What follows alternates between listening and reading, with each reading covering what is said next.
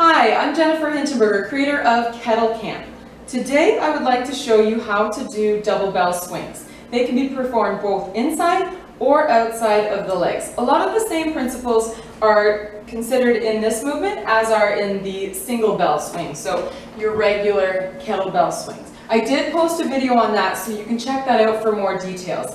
Moving on to double bell swings, the ones that I typically do in my boot camp are outside the legs. Those who practice kettlebell sport might prefer to practice inside the legs because that's how you generally clean when you're doing kettlebell sport. But for fitness, I like to take a close stance position with my bells. Start with them outside of your feet. Just like kettlebell swings, you squat to pick them up, make sure your core is engaged, and then you push them back to start, and then use your hips to thrust forward.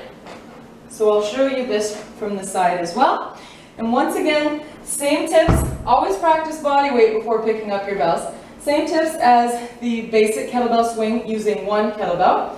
When you pick up your bells, you engage your core, push back, use your hips and move forward, making sure that your bells are coming about chest level. You don't want to lean back to the extreme where they're above your shoulders or even shoulder level. Just about chest level is fantastic. When they're dropping, your core is engaged to support the weight, and then in the back position, you're engaging your glutes, coming up, finishing with your hips slightly in front of your shoulders. So once again, this is how you are. You're going to push back, push your hips, lift up. You're getting about a quarter to a half squat. So it's not super deep, but there is a squat. You don't want to do this kind of thing here. Make sure that you are dropping into it. So you're loading your hamstrings and using your glutes to lift up. Core, glutes, core, glutes. Now breathing, you're inhaling and on the way down and exhaling on the way up. You also want to have a good head position. Keep it in line with your spine. So when your bells are dropping, you don't want to be here and having your neck an extension. And when they're dropping, you also don't want to look down at your feet. Keep it nice and neutral with your spine. So once again,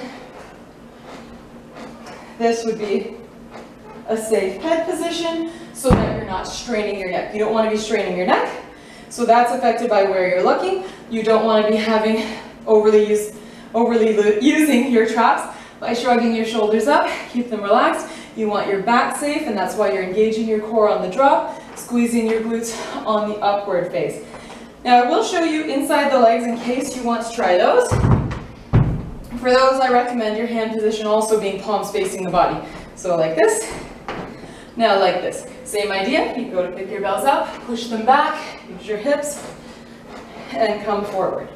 Just be extra careful about your knees when you're doing them inside the legs, especially if you're using sport bells. But same ideas. All right, once again, core is engaged on the down, glutes firing to work up, finish with your hips in front of your shoulders, and making sure your bells are only coming to about chest height. All right, hope you enjoy.